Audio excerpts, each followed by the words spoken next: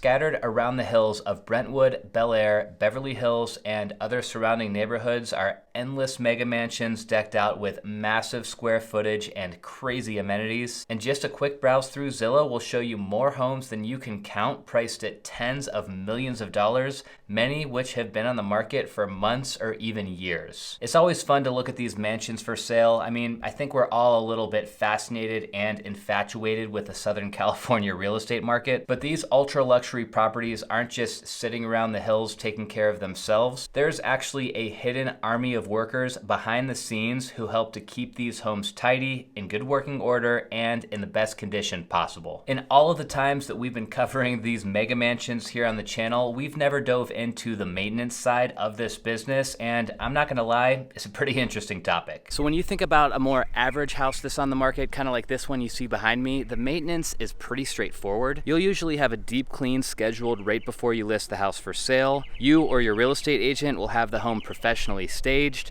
and then you or your real estate agent will make sure that the house is kept tidy while the home sits on the market, dusting off the counters and stuff like that just when it's needed. Sure, you might need to send the landscaper out every once in a while to pull the weeds, or you might need to send the pool maintenance person out every once in a while to clean up the pool, but in general, maintaining a house like this when it's listed for sale doesn't require a whole lot of work or money. Compare those homes to a home like the one, for example, a house that has 105,000 square feet of livable space, is sitting on several acres, and has 5 swimming pools. You're dealing with a completely different animal in terms of maintenance. You've got to think that if you're an owner of a $20 million, $50 million, or $100 million home that you're trying to sell, you're going to have some very sophisticated and very picky potential buyers walking through your house. So it is going to be absolutely necessary to keep this home in pristine condition 24 hours a day, 7 days a week until the house is sold. And if there was just regular foot traffic from time to time, you would think there wouldn't be a whole lot of cleaning required. But a lot of the time, homes in this price range participate in luxury home tours, brokers' open houses,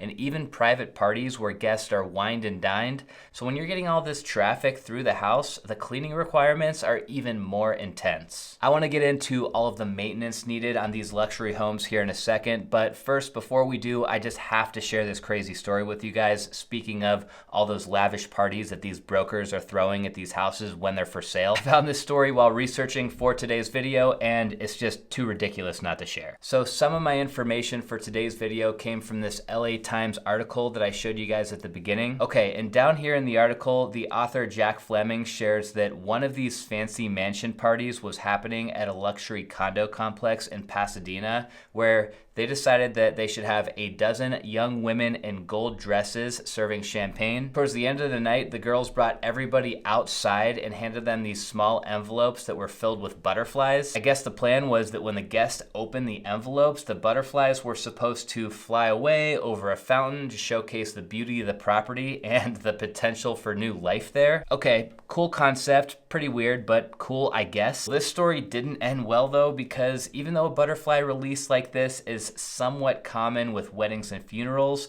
it totally backfired at this open house because most of the butterflies had actually died inside the envelopes by the time the guest opened them. So sad, kind of disgusting to be honest, but it gets even worse, you guys. For the next half hour, those women in gold dresses were tasked with opening the rest of the envelopes, searching for butterfly survivors, and then burying the rest of them by hand in a garden outside the building. What in the world?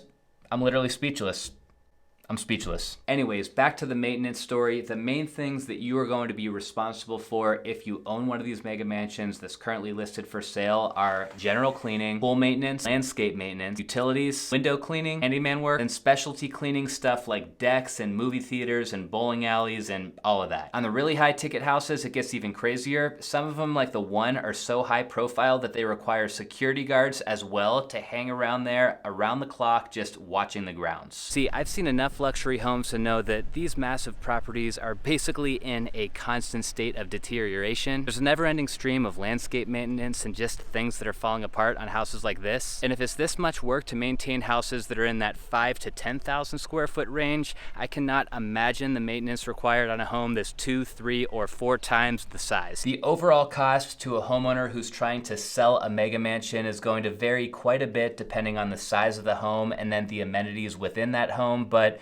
based on my experience and some information I found online, here is roughly what you could expect to maintain one of these homes on a monthly basis. Regular cleaning is going to cost you about $1,000 for every session, so assuming your cleaner comes out and cleans the entire house once every 2 weeks, that's $2,000 a month. You should be cleaning the windows at least once a month, and this is going to run you around $2,500 each time. Pool maintenance is another big one. You should have a pool maintenance crew come out to service your pool at least once per week. This is going to run you about $1,000 per month, and that's assuming that you only have one pool at your mansion. Utilities are next. Remember, this house is for sale, so you need to keep the water and the power and the gas running, plus things like cable and internet. This is going to run you as much as $10,000 a month. Property taxes in LA are super high. You're going to be paying about $20,000 per month on these higher priced homes. Insurance is another big one, not only because these homes are really expensive, but also because they're scattered in the hills a lot of the time and they're prone to both fire and earthquake. I'm not going to lie, guys, I have no idea what to expect on what it's going to cost to insure a home that costs 20 million or 50 million or 100 million bucks, but I'm going to say it's probably somewhere in the neighborhood of $2,500 per month. Handyman work is an interesting one because these homes are kind of constantly falling apart as people are using different things.